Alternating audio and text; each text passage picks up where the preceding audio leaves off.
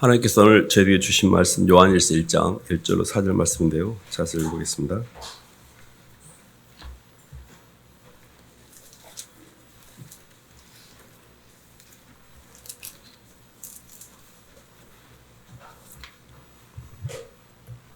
태초부터 있는, 찾으셨으면 한 목소리 읽어보겠습니다. 시작.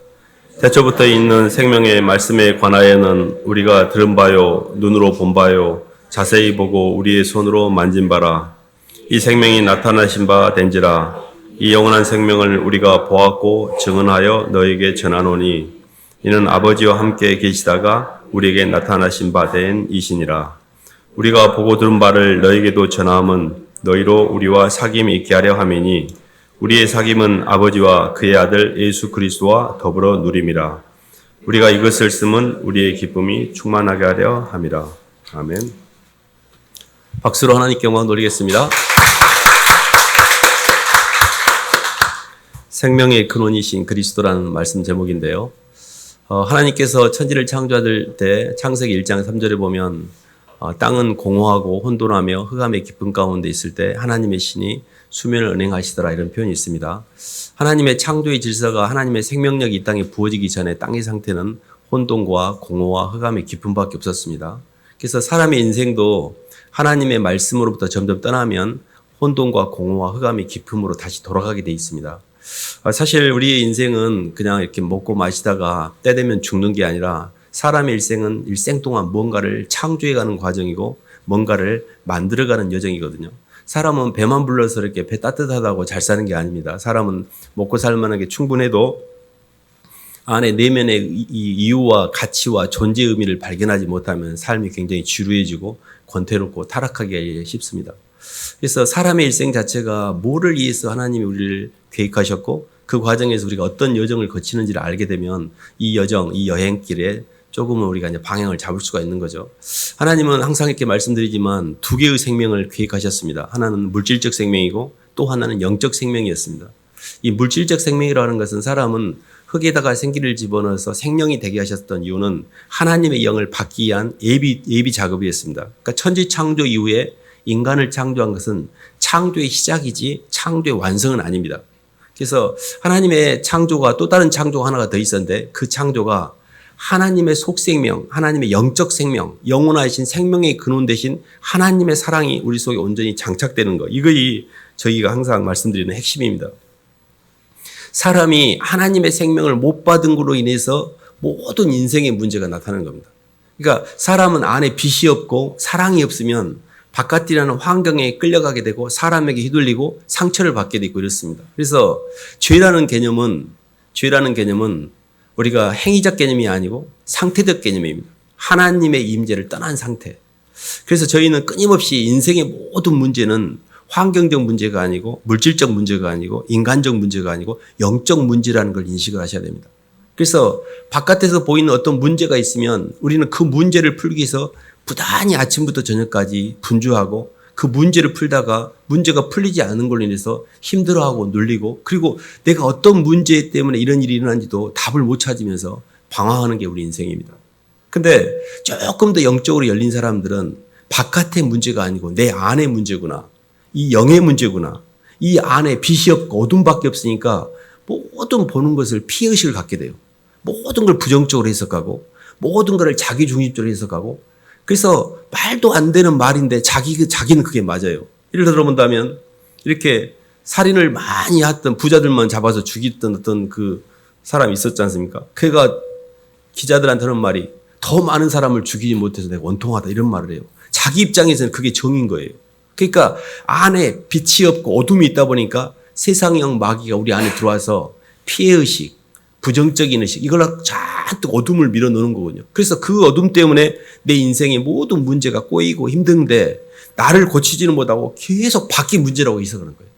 저 남자 때문에, 저 여자 때문에, 저 환경 때문에 이것 때문에 우리 인생이 이렇게 힘든 거거든요. 그래서 오늘은 어떻게 하면 생명의 근원 되신 예수 그리스도 속생명으로 우리를 찾아오신 이 첫 번째 창조 때 아담이 실패했던 그러나 예수님이 이 땅에 오셔서 완성해 놓았던 두 번째 생명을 우리 안에 장착을 할 수 있을 건가? 이런 부분이 이제 우리에게 굉장히 중요한 부분인데요. 한 말씀만 찾아볼까요? 누가복음 24장 한번 봐보겠습니다.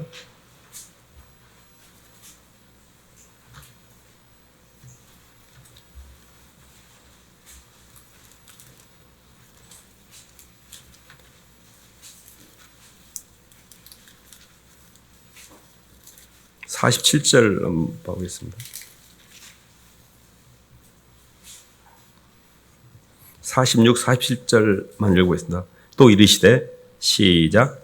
또 이르시되 이같이 그리스도가 고난을 받고 제3일에 죽은 자 가운데서 살아날 것과 또 그의 이름으로 제사함을 받게 하는 회개가 예루살렘에서 시작하여 모든 족속에 전파될 것이 기록되었으니. 아멘. 그게 47절 말씀에 보면 그의 이름으로 제사함을 받게 하는 회개라는 표현이 있습니다.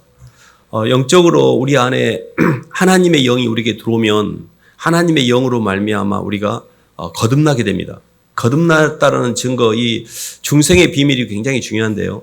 우리는 이제 우리가 시중에서 물건을 사면 유사품에 주의하세요 이런 말 하지 않습니까?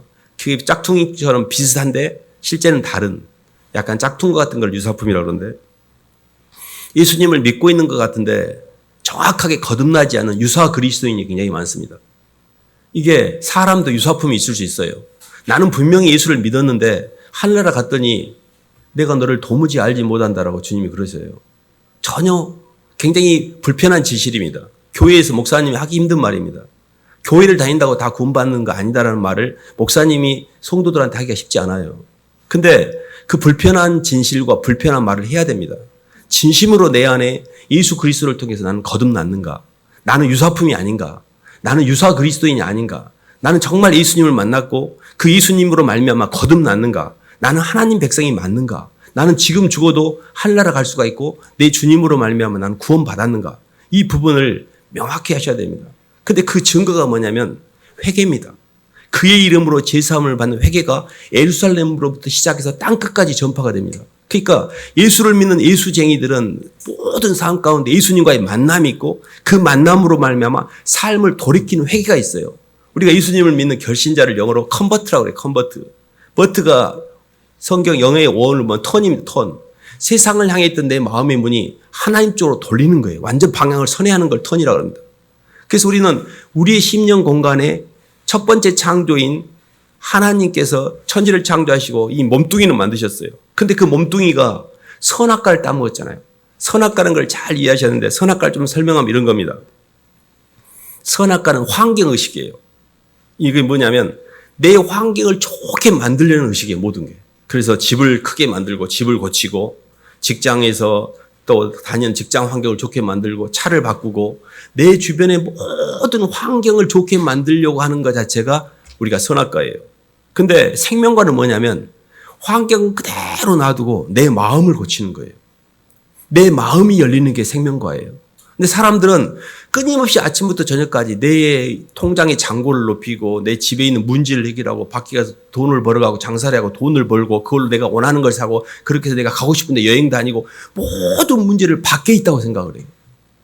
계속 바깥하고 싸워요. 돈이 안 벌리니까 고민하고. 사람은요 선악과를 따보면 꿈이 생깁니다. 선악의식은 꿈이거든요. 몽상이라고 그래요.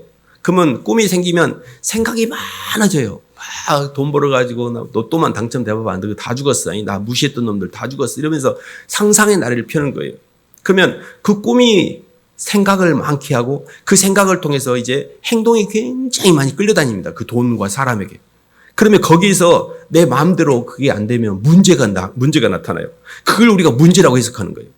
문제라고 보는 모든 것은 내 욕망이 만들어낸 허상이에요. 세상에는 어떤 문제도 없어요. 모든 게 하나님의 선물이지. 근데 내 선악으로 볼 때는 그게 문제라고 해석이 되는 것뿐이에요. 그러니까 나는 문제를 고치는 게 아니고 문제를 문제로 해석하고 있는 내 안을 고치는 거예요. 이게 내가 주님의 사랑이었구나. 어둠밖에 없으니까 내 욕망이 안 빠지니까 이걸 힘들다고 해석하고 그 욕망은 고치지 못하고 힘들게 하는 그 환경을 고치려고 이렇게 살고 있구나. 이걸 보셔야 됩니다. 이 부분이 논리적으로 이성적으로 이해가 돼요. 근데 고쳐지는 게 그렇게 쉬운 게 아닙니다. 근데 고쳐져가는 증거가 하나가 있는데요. 진심으로 그 환경을 예수님께 맡기고 예수님을 통해 그 환경을 해결하면 이 안에 성령이 역사합니다. 그걸 조금 더 메커니즘적으로 설명해 보면 이런 건데요. 선악과의 출발은 환경의식이고 나로부터 출발합니다. 근데 생명과는 주님으로부터 출발해요. 그러면 보이는 환경을 해석할 때 이거 주님하고 연결만 시키면 되는 거예요. 이 환경을. 주님이 왜 이 환경을 주셨는지 주님으로 해석하고, 그리고 그 환경에서 올라오는 내 눌림과 두려움과 힘듦을 주님께 맡기고, 그리고 주님, 제가 이 환경 속에서 주님 뜻대로 할게요 하고 주님 말씀에 순종하고, 이렇게 가면 그때 성령이 부어져요. 그때 마음이 새롭게 됨으로 변화를 받아 내 안에 있는 모든 육신의 정욕이 빠져나가고 성령이 그 환경을 완전히 새롭게 해석을 해주세요. 그러니까 하나님이 주시는 방법은 내 마음을 새롭게 함으로 변화를 받아 성령의 임재를 통해서 밖에 있는 환경을 다스리는 건데, 나는 이 안에 임재가 없고 주님이 없고 말씀이 없고 은혜가 없으니까 계속 환경에 끌려다니면서 그 환경을 고치려고 하고 그 환경을 고쳐달라고 기도를 하는 거예요. 그거를 당산나무 신앙이라고 그래요. 계속 보이는 것만을 가지고 기도를 해요. 하나님, 자식 잘 되게 해주시고 남편 잘 되게 해주시고 돈 잘 벌게. 이게 뭐예요? 예수님만 바꿨지 지금 신령님한테 기도하는 거죠. 예수님 대신에, 신령님 대신에 예수님으로만 바꾼 거예요. 전혀 심령의 변화가 없잖아요. 그래서 저희의 신앙은 안을 바꾸는 겁니다. 이 안의 세계를 여셔야 돼요. 이 안의 세계를 여는 것이 속생명이에요. 그것이 생명의 근원 대신 예수님이 우리에게 들어오기만 하면 인생의 모든 문제가 다 풀리게 해놓으셨어요. 이 부분이 이제 저희가 가야 될 길인데요. 이사야 59장 한번 봐볼까요?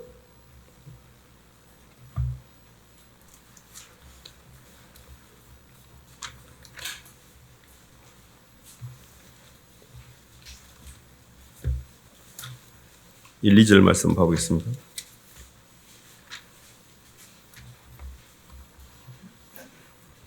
여호와의 손이 짧아, 시작. 여호와의 손이 짧아 구원하지 못하심도 아니요 귀가 둔하여 듣지 못하심도 아니라 오직 너희 죄악이 너희와 너희 하나님 사이를 갈라놓았고 너희 죄가 그의 얼굴을 가리어서 너희에게서 듣지 않으시게 함이라. 아멘. 저희가 이렇게 목사님 말씀을 들으면 그렇게 해야겠다 생각하는데, 이렇게 집회를 가거나 삶 속에서는 전혀 주님의 임재가 느껴지지 않고 예습관으로 많이 돌아가잖아요. 근데 그 이유가 뭐냐면 아직 안이 정리가 안 됐기 때문이에요. 안의 세계에 예수님이 우리 속에 들어오시면 우리는 구원을 받은 겁니다.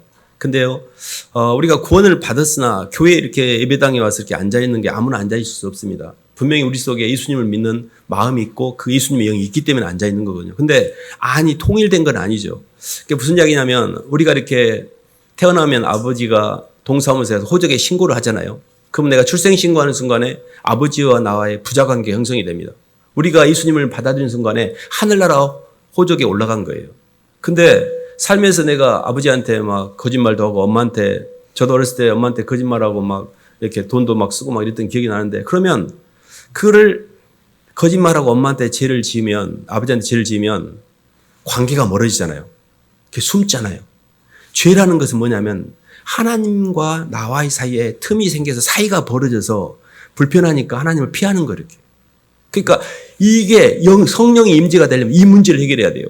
내 안에 아직도 정욕을 품고 있는데 이거를 토하기 싫은 거예요. 그리고 엄마한테 가서, 아버지한테 가서 아버지 잘못했어요. 죄송해요. 제가 뭔 짓을 했는지 모르겠어요 하고 회개하고 사과하고 하나님께 잘못을 구하면 엄마 아빠가 용서해 주시잖아요. 그때 관계가 복원되는 거예요. 그게 회개라는 거예요. 그러니까 우리 속에 이미 예수님의 영이 있고, 근데 내가 아직도 예수님의 영이 안 느껴지고 계속 겉사람으로 이렇게 살아가는 이유는 회개가 안 되고 있기 때문이에요. 회개를 굉장히 많이 하셔야 돼요. 회개라는 것은 근본적으로 문제를 해결하는 방법이에요. 밖을 고치지 않고 안을 고치는 방법이 회개밖에 없어요. 말씀을 들으면 목사님이 오늘 저런 말씀 들으네, 내가 저런 말씀 많이 알고, 이런 정보를 쌓는 게 아니에요. 말씀은 내 영을 비추는 거울이에요. 내가 저렇게 살고 있구나. 나는 아닌 척하고 지금까지 눈 가리고 아웅했는데 내 영혼 안에 저런 속성이 있구나. 그런 말씀을 들을 때마다 하나님이 이렇게 깨우쳐 주시는 죄들을 그때 고백하는 거예요. 그러니까 환경이나 말씀을 들을 때 모든 환경은 내 영을 청소하기 위해서 하나님의 예비해 놓은 선물이라고 보시면 돼요. 이 환경이 진짜, 이 환경이 힘들게 느껴지는 이유는 내가 그 환경에 대한 정욕이 그만큼 많다는 뜻이에요. 정욕이 많으니까 환경이라는 문제 속에 내가 묶여 있구나. 그래서 환경을 고치는 게 아니고 내 속에 있는 정욕을 고치는 거예요. 그게 뭐냐면 회개예요. 하나님 죄송해요. 제가 아직도 욕심을 갖고 버리지 못하고 아직도 주님보다도 세상을 사랑하고 주님보다도 돈을 사랑하고 주님보다도 자식을 사랑하고 주님보다도 제 욕망을 사랑해서 못 내려놓고 제가 그 욕망을 위해서 주님을 갖다 쓰고 있어요. 주님 죄송해요. 회개를 이렇게 하셔야 됩니다. 그렇게 회개를 하게 될 때 그때 성령의 빛이 들어오는 거예요. 이렇게. 그래서 회개라는 것 자체가 얼마나 기가 막힌 방법인지 몰라요. 계속 회개만 하세요. 모든 문제는 내 안에 있는 문제지 밖의 문제가 아니에요. 회개 외에는 답이 없어요. 회개하라. 마지막 때가 가까웠느니라. 계속 주님이 마지막 때를 이야기할 때 회개를 외치시지 우리에게 무슨 가서 헌금 많이 하고 교회를 이런 말 하지 않아요. 회개하라. 네 영을 바꿔야 된다. 회개라는 것은 하나님의 영이 우리 속에 들어와서 세상 영을 밀어낼 때 영이 바뀌는 현상이에요. 회개가 굉장히 중요합니다. 그래서 중생의 체험과 성령의 새롭게 하심으로 우리가 거듭난 사람들에게는 회개의 단계로 넘어가게 되어 있습니다. 그래서 이 회개가 정말 저에게 절실하게 필요한데요. 요한일서 5장 더 말씀 봐볼까요?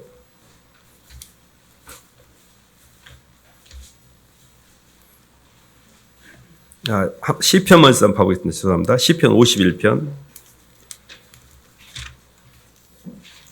11, 12절 말씀 보겠습니다. 10절부터 12절까지 읽어보겠습니다. 시편 51편 구약 839쪽입니다. 하나님이여 시작.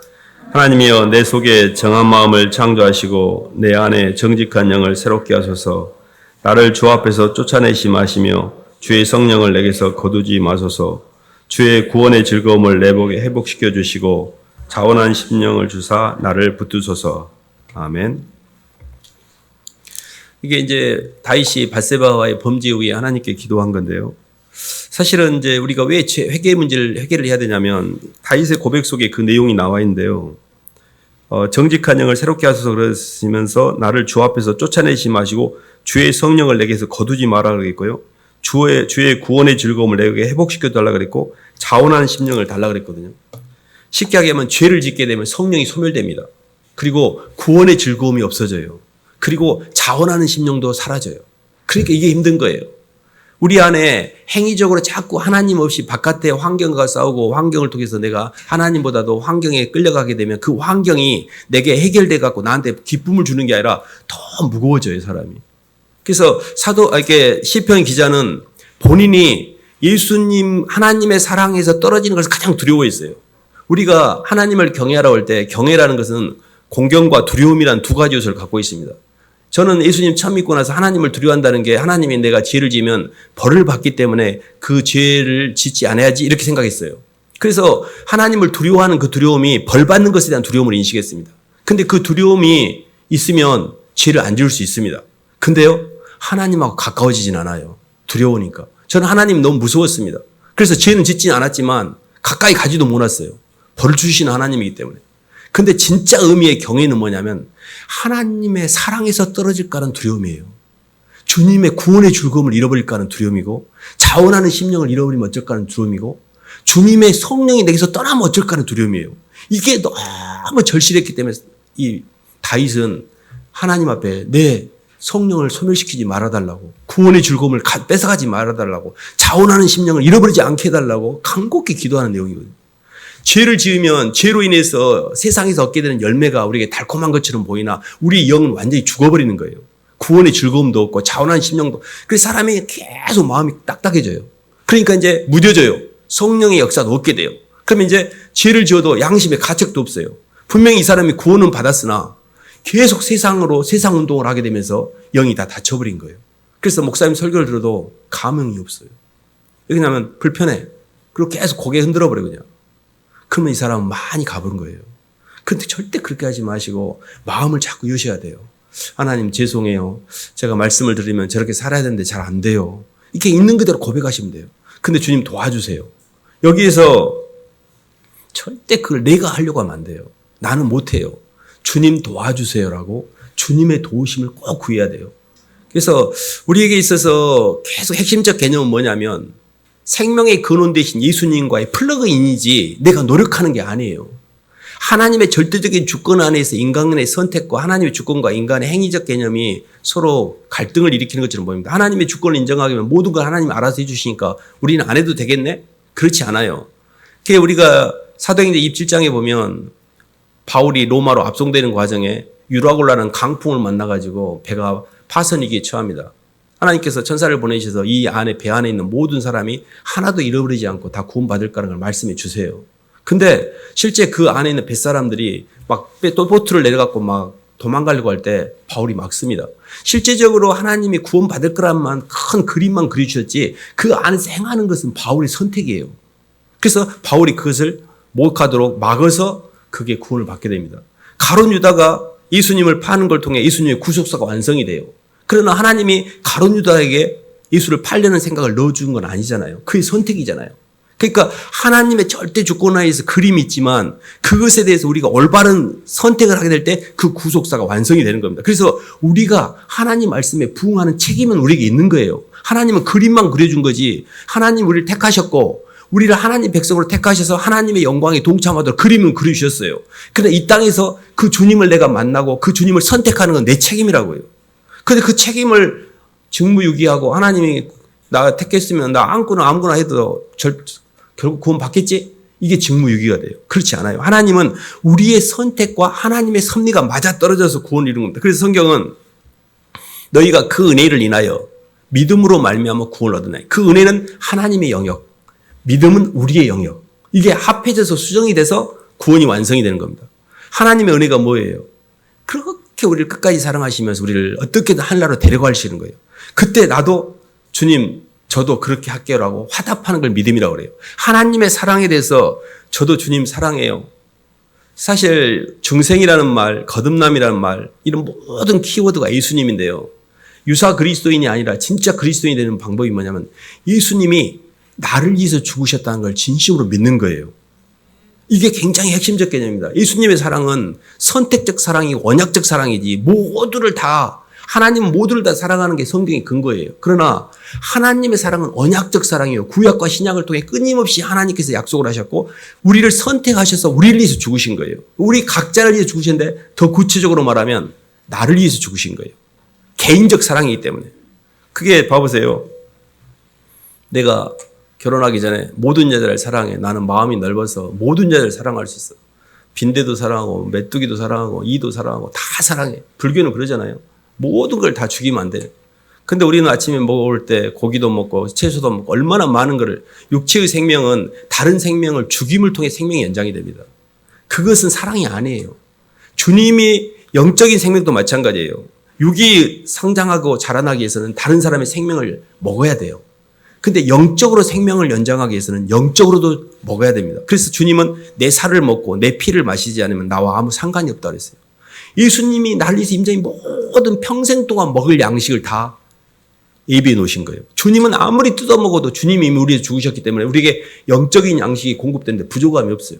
그래서 내가 부족하고 힘들고 내 영혼이 눌리고 휘둘릴 때마다 예수님의 피와 살을 뜯어먹으셔야 돼요. 주님이 나 때문에 대가를 치렀기 때문에 나 괜찮아라고 벌충할 수 있는 거예요. 이게 대속의 은혜예요. 근데 세상에서 그렇게 말하면 야, 뭐 그런 게 있대? 이렇게 말하잖아요. 근데 예수님과 나와의 사이는 그게 교통이 돼요. 내가 공허하고 힘들고 어려울 때 주님의 사랑을 뜯어먹을 수가 있어요. 우리도 그러잖아요. 막 힘들면 엄마한테 가서 원망하고 엄마한테 가서 막 속에 있는 이야기하면서 엄마 걸 뜯어먹잖아요. 엄마한테 막 힘든 거 다 이야기하고 또 돈도 없으면 엄마한테 돈도 갖다가 엄마를 뜯어먹고 내가 채워지는 거잖아요. 누군가를 뜯어먹어야 사니까. 근데 영적인 생명은 예수님을 뜯어먹으셔야 돼요. 예수님이 나를 얼마나 사랑하셨는지를 많이 생각하셔야 돼요. 그분이 나를 하나를 살리기 위해서 하늘과 땅의 경계를 넘어올 때 주저하지 않으셨고 기꺼이 나를 위해 십자가에 죽으셨어요. 그걸 개인적 사랑으로 받아들일 때 이 사람이 예수님을 인격적으로 만났다는 거예요. 예수님이 나를 위해서 죽으시지 어떤 존재, 부처가 브라흐만이 힌두교에서 말한 브라흐만이 나를 위해서 죽은 게 아니잖아요. 그들은 불교나 힌두교는 다 내가 부처가 되고 내가 브라흐만이 되고 이 신일 이게 뭐예요? 범여 이런 사상이 합일이라고 해서요. 이게 신이 되는 사상이에요. 그러니까 내가 신이 되는 거지 하나님과의 만남이 아닙니다. 그게 영적으로 보면 예수님이 나를 위해서 죽으신 사건은 이 땅에서 가장 경험하기 힘든 최고의 거룩한 사건이에요. 인간이 그 예수님이 나를 위해서 죽었다는 것을 받아들이는 만큼 더 큰 사건이 없어요. 그래서 정말 예수님의 사랑을 깊이 그게 구원을 받는 거예요. 그러니까 저는 항상 이렇게 제가 고백도 하고 말씀도 드리지만 이 땅에서 나를 진짜 진짜로 사랑하고 여러 성도님들을 다 사랑하신 분은 예수님 외에는 없어요. 사람들이 나를 사랑하는 것은 조건적이고 그거는 환경에 따라 바뀝니다. 그러나 예수님은 과거에도 현재에도 미래에도 영원히 나를 사랑하세요. 유일하게 나를 사랑하신 분이 주님이셔요. 그렇기 때문에 그 주님의 사랑을 받아들이는 것이 그걸 믿음이라고 그래요. 주님은 이미 나를 사랑한다고 수도 없이 많이 표현하고 있는데 내 편에서 응답을 해야 될 거 아니에요. 예수님, 저도 주님 사랑해요. 제 일생에 유일하게 저를 사랑하신 분 주님으로 저 믿어요. 그걸 꼭 받아들이셔야 돼요. 그때 중생이 돼요. 그리고 그때 내 영혼에 사랑과 은혜가 느껴져요. 주님, 저 같은 게 뭔데? 저 같은 쓰레기를 위해서. 그래서 내 인생이 더 이상 초라하지 않고 이 혼적으로 보고 육적으로 보면은 저도 항상 그런 생각이 들어요. 하나님 왜 저를 이렇게 초라하게 만들고 좀 더 세게 만들지? 이런 우리 자신에 대한 굉장히 초라하고 불편하고 부족한 허물이 많고 너무 뭔가 못마땅한 내 자신 너무 많잖아요. 근데 주님이 우리를 위해서 죽으셨어요. 그리고 우리를 있는 그대로 사랑해 주셨어요. 그래서 저는 신앙의 본질, 유사 그리스도인이 아니라 진짜로 주님을 만나는, 주님을 진심으로 내 삶에 받아들인 것은 예수님이 나를 위해 죽으셨다는 걸 믿는 거예요. 그리고 내 모든 죄를 해결해 주셨어요. 내 과거에 지은 죄, 현재 짓고 있는 죄, 미래에 지을 죄까지 다 알고 계셨어요. 주님은요, 내가 너 그렇게까지 죄 지을 줄 몰랐다. 안 그랬으면 너 선택 안 했을 때 이렇게 후회가 없으세요. 하나님의 인생이 아니시니 시건치 아니하시고 인자가 아니시니 후회가 없으세요. 하나님의 택하시면 절대 후회가 없습니다. 나를 이렇게 그리스도인으로 예수쟁이들로 택한 이유는 하나님이 나를 몰라서 그런 게 아니에요. 나의 모든 그런 죄성과 허물을 다 알고도 나를 사랑하신 거예요. 이렇게 내가 이중적이고 이렇게 내가 위선적이고 이렇게 말도 안 되는 상태인데도 주님은 나를 사랑하셨어요. 내 있는 모습 그대로 사랑하셨어요. 그래서 그 사랑 앞에 굴복을 하는 걸 우리가 회개라고 그래요. 하나님 죄송해요. 그리고 주님은 우리를 끝까지 이렇게 돌아올 때까지 기다리고 계시잖아요. 저희가 이렇게 주님의 사랑을 따라 가는 과정에서 또 이렇게 한 말씀만 더 보고 넘어가겠습니다. 빌립보 3장 한번 봐보겠습니다.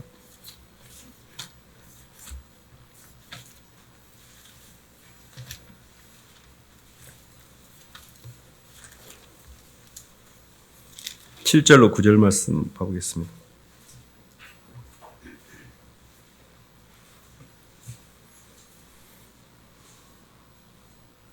그러나 무엇이든지 내게 유익하던 것을 시작. 그러나 무엇이든지 내게 유익하던 것을 내가 그리스도를 위하여 다 해로 여길 뿐더러 또한 모든 것을 해로 여김은 내 주 그리스도 예수를 아는 지식이 가장 고상하기 때문이라. 내가 그를 위하여 모든 것을 잃어버리고 배설물로 여김은 그리스도를 얻고 그 안에서 발견되려 함이니 내가 가진 은은 율법에서 난 것이 아니요 오직 그리스도를 믿음으로 말미암은 것이니 곧 믿음으로 하나님께로부터 난 의라. 아멘. 사도 바울의 고백인데요. 그리스도 예수를 아는 지식이 가장 고상한 것이기 때문에 내게 유익했던 모든 것을 배설물로 여기고 그리스도를 얻고 그 안에서 발견된다는 표현이 있잖아요. 예수님 안에서 발견된 인생, 예수님 안에서 발견된 내 삶의 존재 이유, 이게 우리가 가야 될 궁극적인 목표입니다. 사실 영적으로 보면 사람의 일생은 서두에도 말씀드렸듯이 뭔가를 창조해가고 만들어가는 여정인데 그 목적이 뭐냐면 하나님 형상이에요. 하나님의 사랑의 형상. 하나님 형상의 가장 핵심이 뭐냐면 사랑의 인격입니다. 그래서 사람이 예수님을 따라서 우리 일생 동안에 계속 추구해가고 있는 게 뭐냐면 인격적인 성숙이에요. 그래서 우리가 갈라디아서 5장에 보면 성령의 9가지 열매가 나오잖아요. 사랑과 희락과 화평과 오래 참음과 자비와 양선과 충성과 온유와 절제니 이 같은 것을 금지할 법이 없느니라. 우리 속에 굉장히 온유함도 생기고요. 굉장히 절제도 생기고 충성도 생기고 자비함도 생기고 사람이 많이 깊어져요. 사실 우리 인생에서 이렇게 선악과를 통해서 과거에 많은 상처들을 갖고 있잖아요. 실은 이 자책이라든지 해환이라든지 상처는 과거에 묶인 거거든요. 근데 또 미래에 대한 두려움도 있잖아요. 이런 일이 일어나면 어쩔까? 이런 두려움. 그래서 과거는 해안이고 자책이고 미래는 두려움이거든요. 근데 그거를 완전히 하나로 통일해서 해결하는 방법이 뭐냐면 회개예요. 봐보세요. 과거의 모든 사건에 대해서 저는 어렸을 때 힘들었던 것에 대해서 하나님께 기도한 적이 있습니다. 하나님께 그걸 다 풀어주셨어요. 그러니까 회개하고 하나님께 내 마음을 바칠 때 과거가 없어져요. 그럼 미래도 풀어집니다. 그것이 영광의 소망이에요. 봐보세요.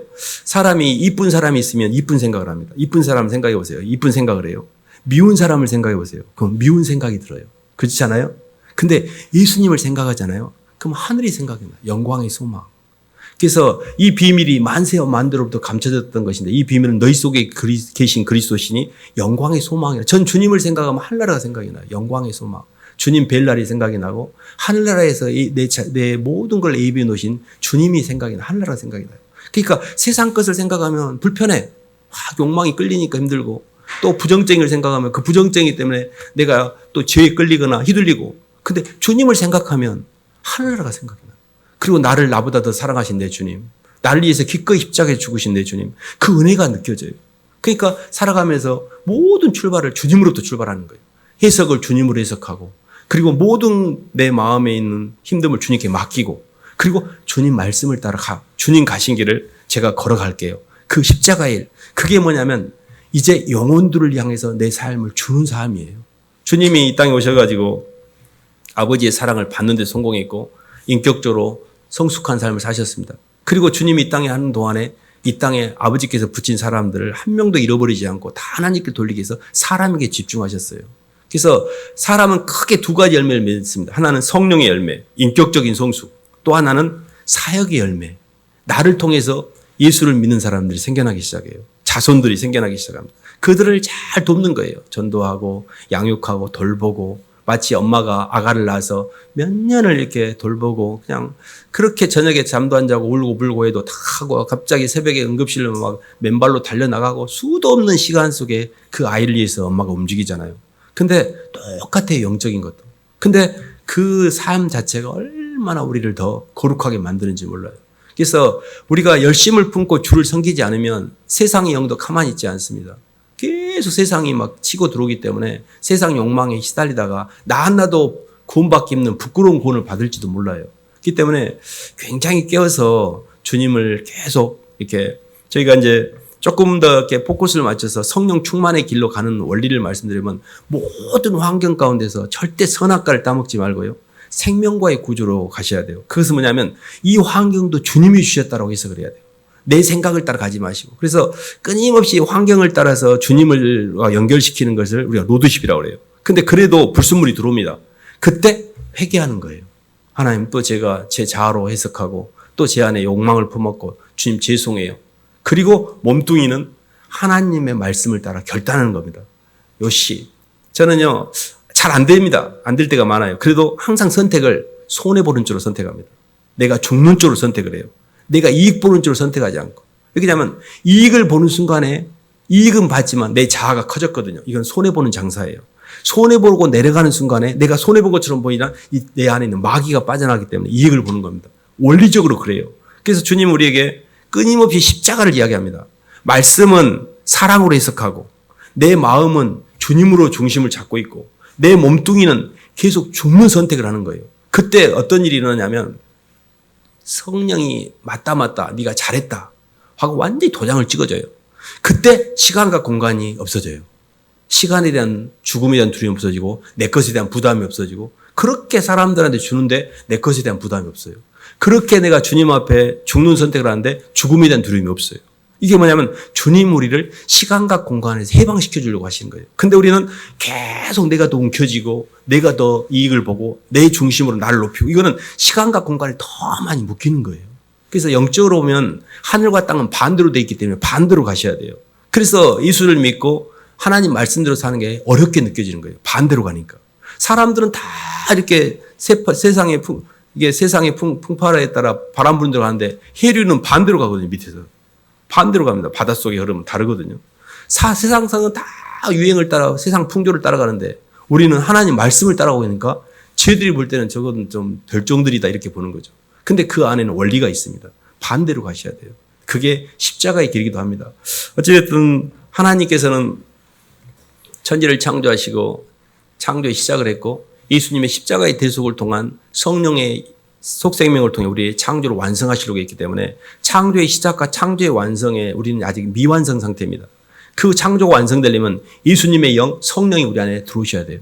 그리고 그 성령의 통치를 받으셔야 돼요. 우리는 거기에 포커스를 맞추고 속생명이 속이 날로 잘 되는 쪽으로 방향을 잡고 있는 거예요. 생각도 감정도 의지도. 그래서 내 지정의가 하나님 말씀에 의해서 점점 변해가고 있다면 성숙해지고 있는 겁니다. 어떤 분은 아직도 생각 부분에서 싸울 수 있어요. 생각도 잘 안 되니까 선악과를 계속 들어오니까. 그 선악과가 이제 생명과로 조금씩 잡히면 이제 마음 안을 열기 시작하고 안에서 주님을 만나고 은혜를 누리게 되고 그리고 주님 이제 제가 주님을 위해 살게라고 손발도 움직이게 된 거죠. 그 말씀이 오늘 본문 말씀입니다.